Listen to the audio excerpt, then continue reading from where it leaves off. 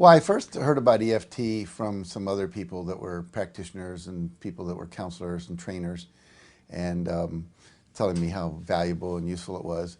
I had been doing something called the 5-minute phobia cure that Roger Callahan had invented, but I'd only been using it for phobias. And then when EFT came along, it became clear that you could use the technology for dealing with negative beliefs, dealing with emotions that were unwanted.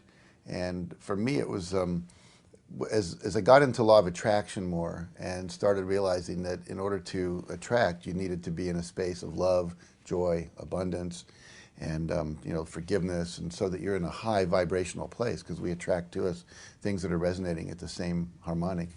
That I wanted a technology that would help people release any negativity as fast as possible. And so I was looking really actively for those and found a number of things. But I think EFT has been the most easily teachable and applicable for the general public of anything I've discovered.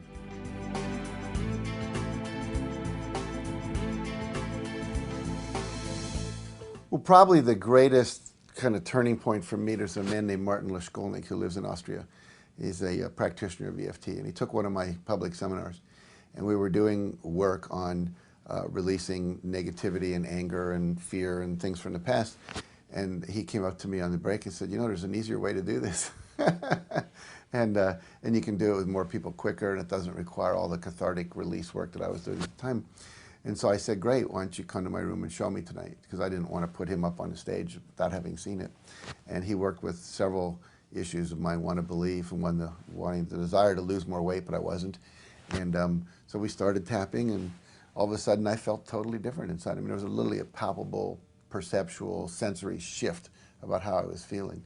And so I asked him to the next day do some work with the group, and he does it so lightly and so with so much humor. I mean, you know, when you first learn a technique, you're trying to do it perfectly, and he was just we were all laughing at ourselves by the end of it, and just so much release occurred, so many things people let go.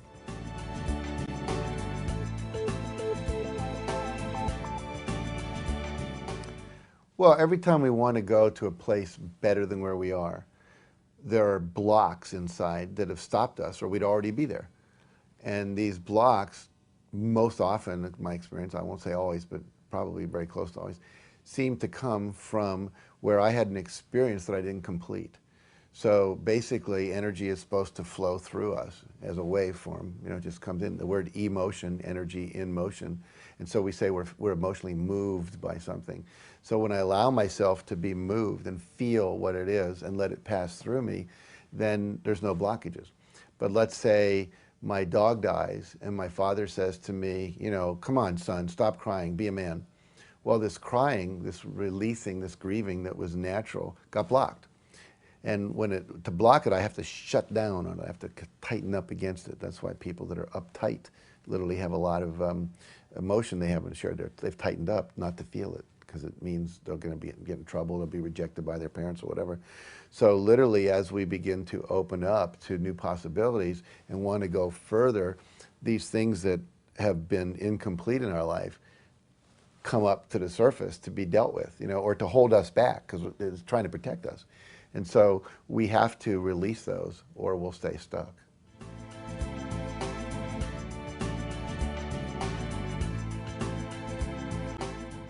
Well, if you want to create a better future for yourself and have more abundance, prosperity, and health, if you're holding on to resentments and to anger and blame, you know, what happens is that you're creating a low vibration.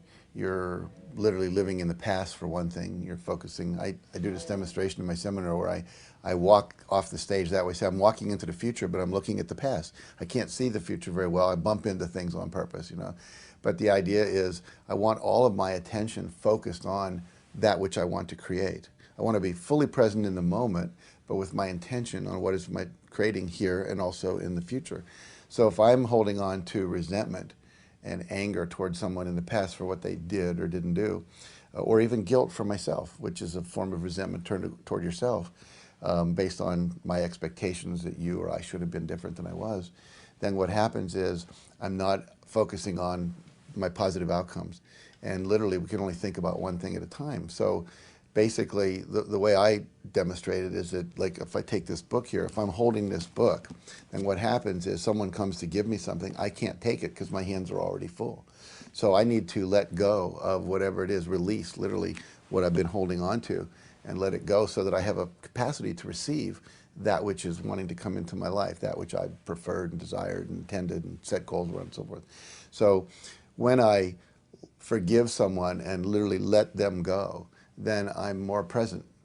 So too many people are walking around, with their hands full of what you should have done, what you didn't do. And in my own life, it was very important. I grew up with an alcoholic mother and a workaholic father who also drank quite a bit. And it took me years in the old methodologies of letting go of that. And now we have more of these, fast working with the energy systems, ways to release things.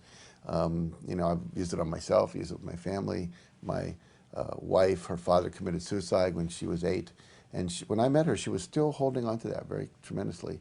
And now she's been able to release all that.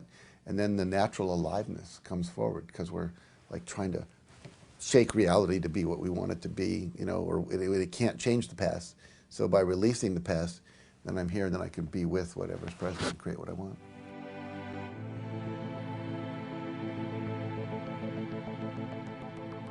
If I were teaching EFT to someone and they said, I don't want to focus on my fear because of the law of attraction, which means I'll attract it more, I say, look, here's the deal.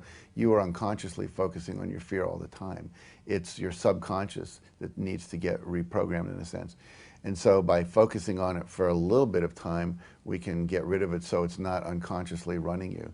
I mean, I have a slide of an iceberg. I don't know if you've ever seen it, but there's about this much above the water, and then there's this huge thing below the water. I say this is how your mind works. It's 1/6 conscious and 5/6 subconscious, and it's your subconscious mind that's sabotaging you. And so if we want to be more successful, we need to remove or reprogram, delete, however you erase, whatever you want, the programming from the hard drive. And so basically, here's a technology that can do that. And so it's okay to focus on it for a few minutes because it's going to be gone forever.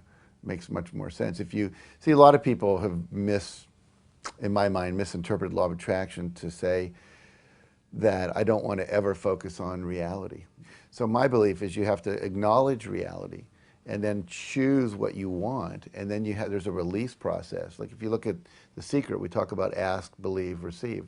So I know that I want to be able to stand up on the stage and speak comfortably and be able to enroll lots of people into my company, my network, my sales presentation at the time, whatever it might be. And then I have to release it and believe that it's possible. And if I only are working on the conscious level, not dealing with my unconscious beliefs that can sabotage me, all the intention in the world isn't going to get me where I want to go. I'll constantly trip up. I'll get myself in trouble. And then the final part is to receive, and that's to create a vibrational match for that which you want in your life.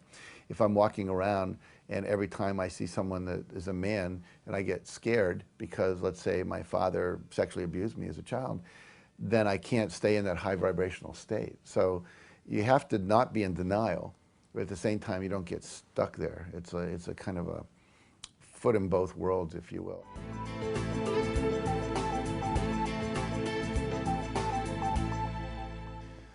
In my experience, the way you look at your life and figure out what your beliefs are is to look at what you currently have in your reality. In other words, if I'm poor, I obviously have some beliefs about money. They could be, everything from money's not spiritual, or people with money are evil. I mean, if you look at all the movies we watch, it's always the mean rich people who are screwing over the nice poor people. And so we're almost programmed that, having money is a bad thing. But anyway, to look at all of your life and say, okay, what beliefs do I have to be holding? Men are bad, they only want one thing, there's not enough people to go around, the bosses are just trying to use me, whatever it might be. Now, so the first thing for me is to look at just what is my current reality. Second thing is I teach people, get together with a group of friends and brainstorm what are the things your parents said to you growing up that you think are still limiting you. If you get 5 or 6 people together and do that, and people start thinking things like, well, eat all the food on your plate, the kids in China are starving, and then you go, And today, if I go to a salad bar and I take a lot of food, even if I'm full, I keep eating it because I don't want the children in China to starve, whatever. So that brainstorming technique, you can come out with a lot of things. Children should be seen and not heard. You'll never amount to anything. Your father was a drunk, so you'll be a drunk too. And no women in this family have ever gone to college, and what makes you think you can, and you've got to hide your feelings, and don't air your dirty laundry in public. I mean, there's just a ton of stuff we got.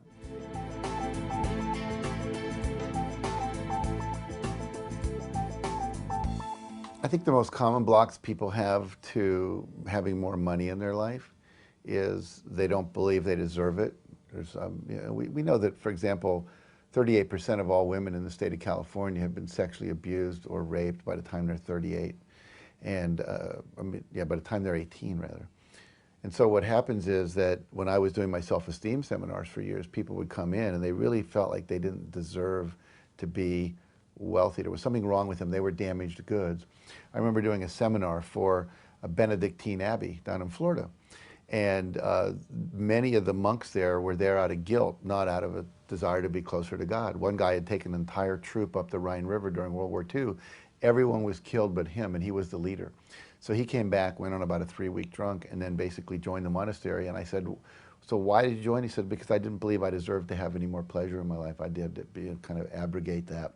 And so this sense of unworthiness is a big issue for people. I think there's a fear of being corrupted, becoming evil. There's deep subconscious programming that money is bad, Filthy lucre, you heard that term. Don't put the money in your mouth, it's got germs on it, it's dirty, People with money get corrupted, and certainly we've seen examples of that, but we've seen other examples, where they get the money and they're not corrupted. So money is obviously not the variable. I think a lot of people are afraid. They're afraid of rejection if they get money. They grow up in a family and they see that they're not poor, they're not rich, the next door neighbor is. And they start resenting the neighbor for having stuff they don't have. And then as they grow older, they go subconsciously, I don't want to be resented, And then I grew up, when I was in college, I had not roommates, but friends with names like Larry Rockefeller, Max Factor III, and so forth. And these were all people that were extremely rich. And whenever you'd introduce them to somebody, they'd say, never say my last name. Hi, I'd like you to meet my friend Larry. Hi, I'd like you to meet my friend Max. Why? Because they're afraid people would only like them for their money. I remember back in the 70s when there was an organization started for people who were inherited wealthy. And they were all running around in Birkenstocks and driving old Volkswagen Beetles, and so forth. And no one knew they were wealthy, and they didn't want anyone to know they were wealthy. In fact, one guy had literally millions and millions of dollars, and he would borrow money from his friends because he didn't want them to resent him, reject him. He felt guilty for having all this money. Like, how come I do? I know when I first made $6 million in 1 year, when the Chicken Soup books really took off, I went through what I call my nouveau riche stage, and I bought lots of stuff, and I had a lot of fun doing it, but I felt guilty. It took me about 3 years to come to the place where I felt comfortable having that much money in my life, and there's a transition. So it's harder, I think, when you get it all at once. So you've got all these people that have all of these beliefs about money, so that when money starts to come into their life, they will actually sabotage themselves to put themselves back to that level where they feel comfortable again. Some people don't want to be responsible for that much money. They don't quite know what criteria would I use for spending it, investing it, giving it to philanthropy, and so on and so forth. So rather than deal with that, they'll just deny it or lose it. We see all the people that win lotteries. I mean, there's research on this. Something like 90% of the people that win a lottery within 3 years are back to the same economic level. They've either given it away, gambled it away, spent it all away, because their self-image wasn't one of being wealthy. So they had an impoverished image of themselves because that's the way they grew up. So lots and lots of pain around money. I remember teaching a workshop on abundance in Australia, and this woman in the middle of it just started screaming, money, money, it's terrible. I can't believe you just caused so much pain. And she talked about her father, and all he did was work for money. He was never there. Money was all that mattered to him. And so she blamed money for the fact that she didn't get the love she needed from her father, and the divorce it created, and then the fight over the will and all this stuff. And so she didn't want that. She wanted simplicity and love. And she thought the money was the cause of it when it wasn't.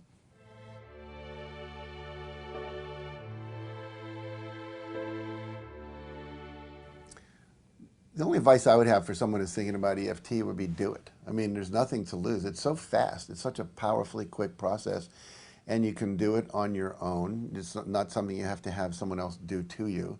One thing I've loved about EFT is that there's kind of a, I call it a populist approach. Let's kind of take this technology and give it away. I mean, you can go on a website and get protocols for the techniques and the tapping points and the sequence and the 9 gamma points and all that stuff. And it's easily learnable and doable. I mean, I've taught it to nurses who have to put people into you know, CAT scan machines who are phobic, and within like a few minutes, in they go, no big deal. So it's fast, it's rapid, it's effective, and you know, there's no toxic side effects. You know, it's just perfect.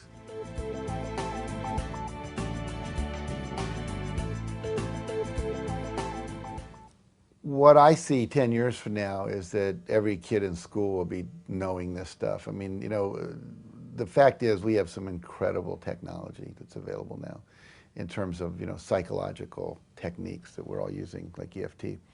And it's spreading so fast. I think this will be standard, you know, kind of like, you know, if you get the hiccups and someone goes boo, you know, because, you know, if you scare yourself, your hiccups go away. I think it's going to be as common knowledge as that. You know, the internet has changed everything. And with television now, with internet TV and streaming videos and all of that, anything that is good spreads virally. And the viral spread of this is phenomenal. I mean, literally, when I've got people coming up to me in my workshops and saying, do you use EFT? And of course, you know, oh, good.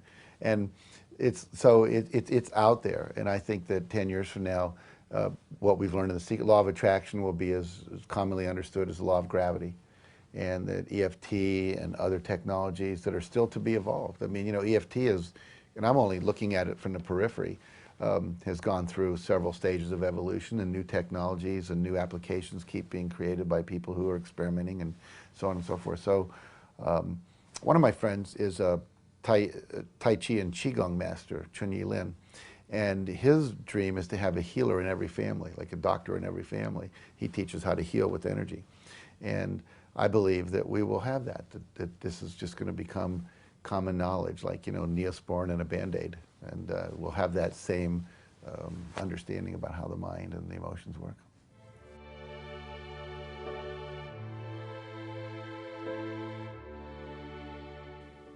You know, a number of years ago, I was in Bangkok, Thailand, and as you do when you're a tourist, you travel around and see all the little sites, and there's 3 places you always go. There's the reclining Buddha, which is this gold-leafed Buddha that's about as long as a football field. Then you go to this jade Buddha, which is about this tall, solid jade, and then you go see this thing called the golden Buddha.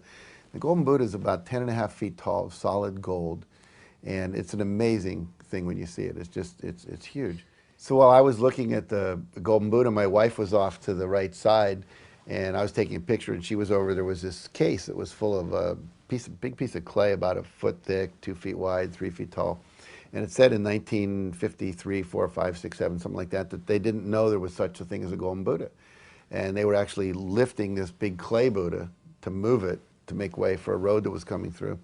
And as they lifted it up in this temple, it cracked. And they put it back down, and by then it was outside, and it would start to rain. And so they put a big piece of canvas over it to keep it dry. And the head monk that night came out to see if it was staying dry, and he shined a flashlight underneath the canvas tarp they'd put over it. And something reflected back from inside the crack. And he said, well, clay doesn't reflect light. There must be something else in there. So the next day, in the back where it wouldn't show if they screwed up, they chipped away, and sure enough, there was this golden Buddha inside. And their best theory is that about 300 years earlier, the Burmese were attacking Thailand.